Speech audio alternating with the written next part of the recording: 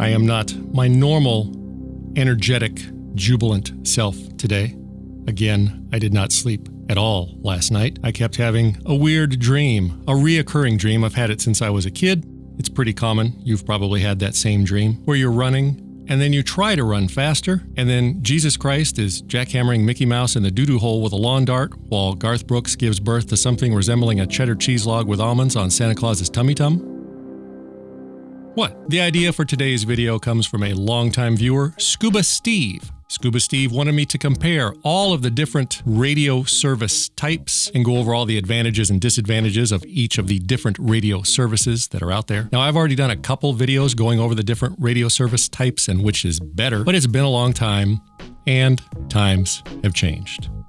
Oh boy, have times changed. So based on Scuba Steve's suggestion or request, this video will be a high-level overview of first what a radio service is, what that means, and then an overview and comparison of all the different popular radio services so that you can decide which radio service best fits your lifestyle, whether your lifestyle is active or even if you're a 600-pound basement-dwelling Discovery Channel fatty. No matter what, there is a radio service for you, my favorite viewer. I will keep this video short and to the point.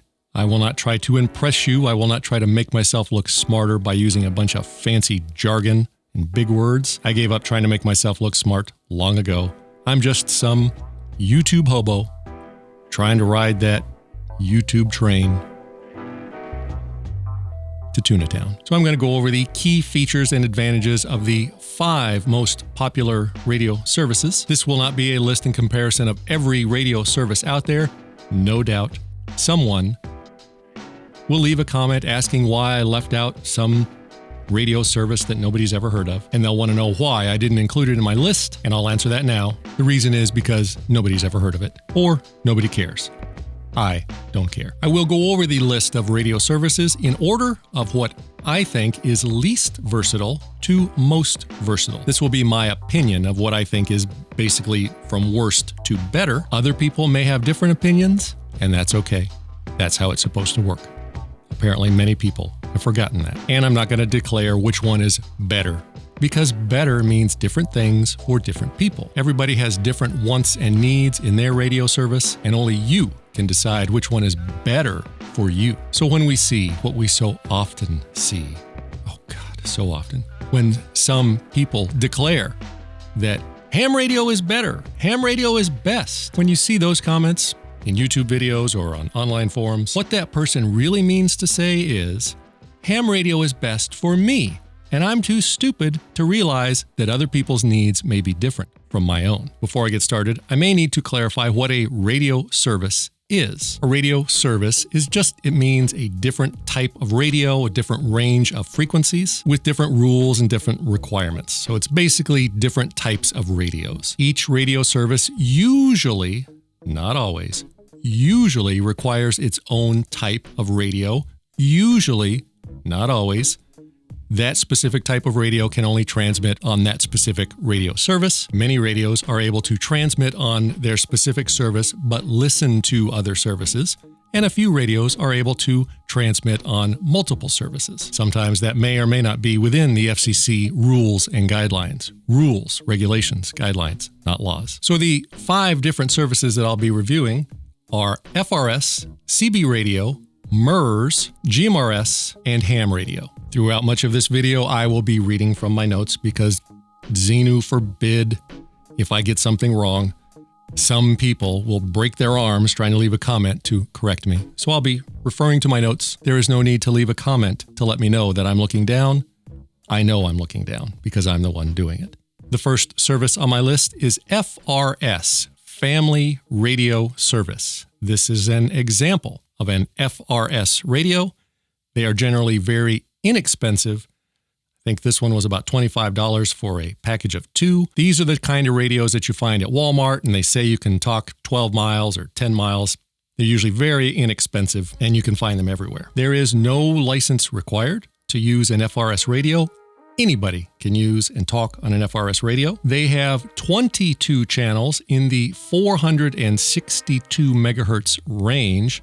that shares channels with GMRS. That makes the FRS radios very versatile because it shares the frequencies with GMRS radios. I'll be talking about that radio service, the GMRS radio service, in a minute. So it's basically the same frequencies as GMRS, but with some limitations, which I will discuss. It cannot listen to any other frequencies. It is hard-coded to only receive those frequencies. You can't put in other frequencies. It's very limited in the controls that are on the radio. Maximum power output is 2 watts, and an FRS radio has a fixed, non-removable, fixed as in fixed, adhered to, not fixed because it was broken, non-removable antenna. You cannot connect an external antenna, a larger antenna. The FRS radio is not repeater capable, no repeaters. You cannot talk to repeaters. You can listen to GMRS repeaters, again, because they share those channels. I'm going to talk about GMRS in a moment.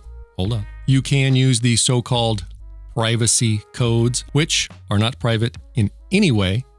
If you want to learn more about privacy codes and the whole big radio corporation's lies about privacy, watch that video. You are permitted to transmit some data using over FRS, although I've never actually seen a radio that does it. It is permitted. Very short messages, such as your location or a request for someone's location, cannot be automated. It has to be less than 1 second long and only once every 30 seconds or so. Most FRS radios don't do that, but they are permitted to do that. How many FARs does it talks? The FARs is limited, very limited FARs on FRS radios because of the low wattage and the restriction on the antenna. You're lucky if you get a mile, even though the box will say 10 miles or 9 miles.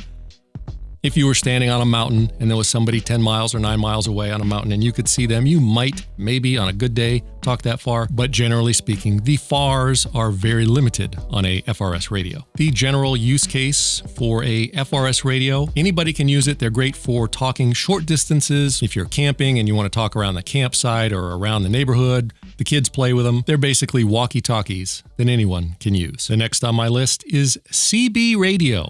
Now, I don't have a CB radio to show you, but you all know what a CB radio is and looks like. A CB radio is a CB radio. CB is a radio service, just like these other services. But because I don't have one to show you, you're going to have to use your imagination, just like you did when I told you about my dream. CB stands for Citizens Band. You do not need any sort of license to talk on a CB radio. CB radios have 40 channels. Some can also do, the more expensive ones, can also do what is called single sideband or SSB. Some people call that more channels. It's really not more channels. It's the same channels, they're shared, but it's complicated. Now, you may have heard the big news, and you've probably seen all the other YouTubers talking breathlessly about it with all the clickbait thumbnails about CB radio being able to transmit in FM mode. CB up until now has been AM mode only, just like a AM radio in your car.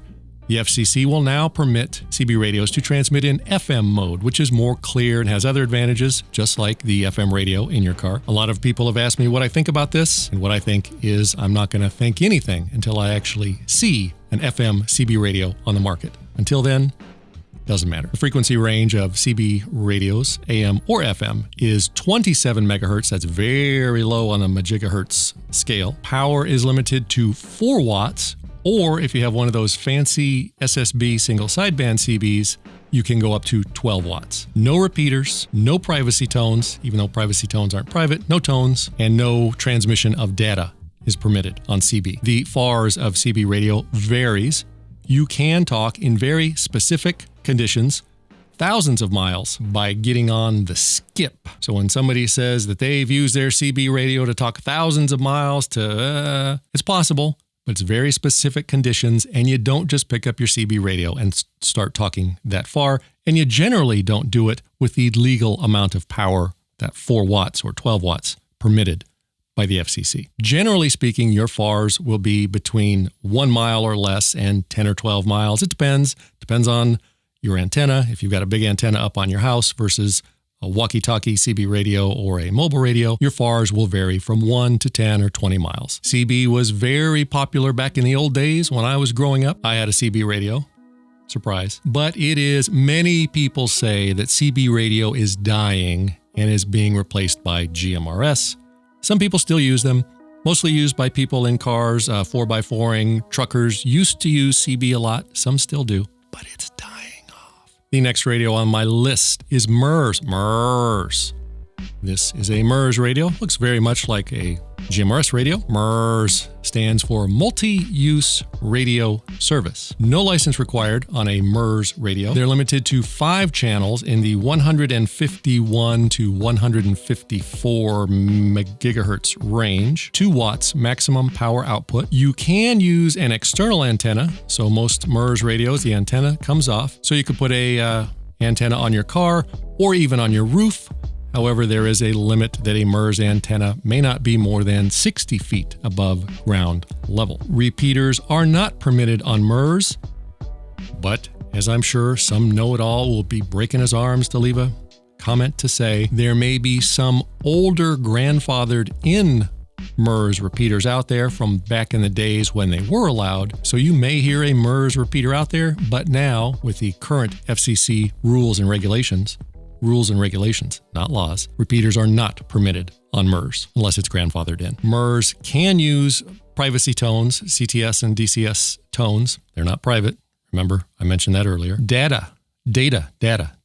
You can transmit data over MURS as much as you want. So you can go to town if you have a radio or a device that transmits data. You can use the MURS frequencies to transmit that data. Unlimited, as much as you want. MURS does not have very many FARs. Because of the low power, it's generally limited to just a few miles, if that. The FARs is very similar to FRS radios. However, because the MURS radios operate at a much lower frequency range than the FRS radios, MURS may be a better choice and may transmit further than FRS or even GMRS radios in certain conditions. That might be conditions where there's a thick forest between you and who you want to talk to, or in urban areas. So in some cases, MURS can actually do better and may, in some cases, some of the time, in some conditions, may outperform FRS and even GMRS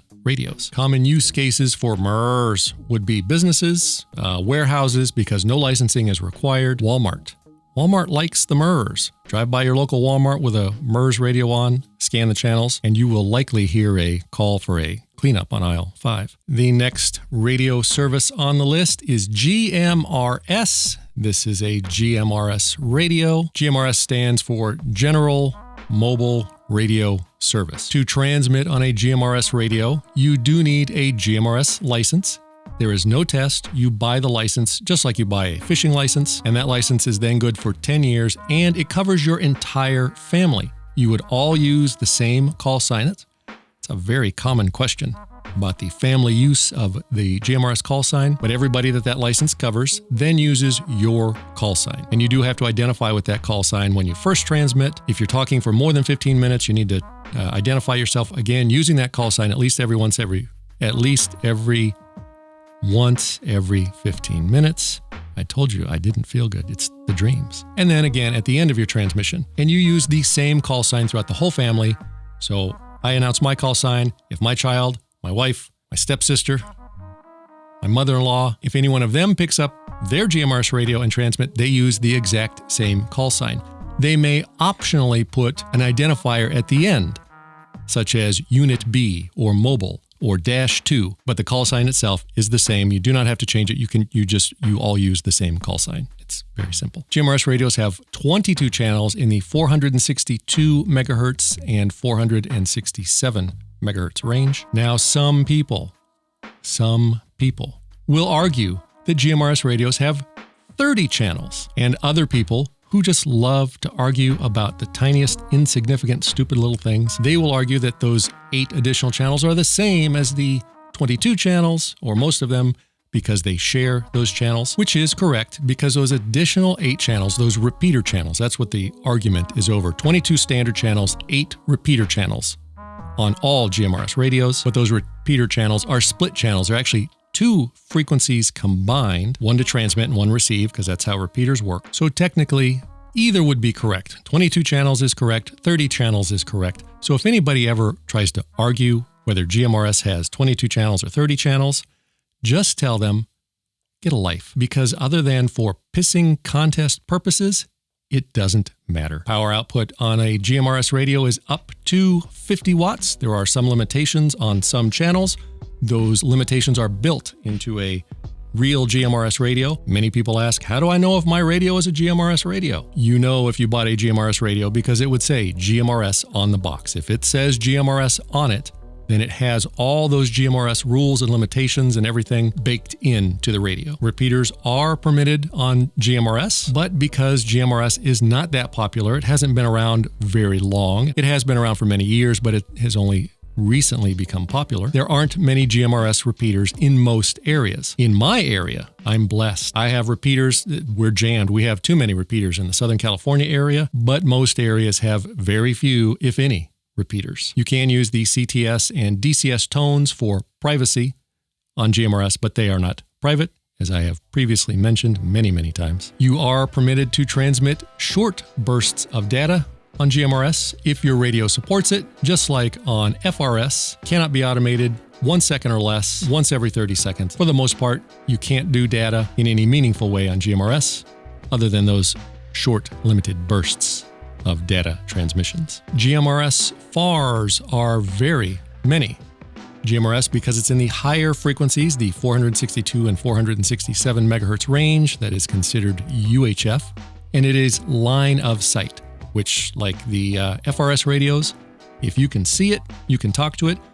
Even if you need a telescope to see it, as long as there's nothing between you and it, you can talk to it. Depending on your radio and the power output and the antenna and the radio at the other end that you're trying to talk to, and what's in between you and it, your FARs will vary from half a mile to 100 miles. Just remember, anything between you and what you want to talk to will reduce or block the signal. Forests, a lot of buildings, hills, mountains, they will all block the signal because it is line of sight.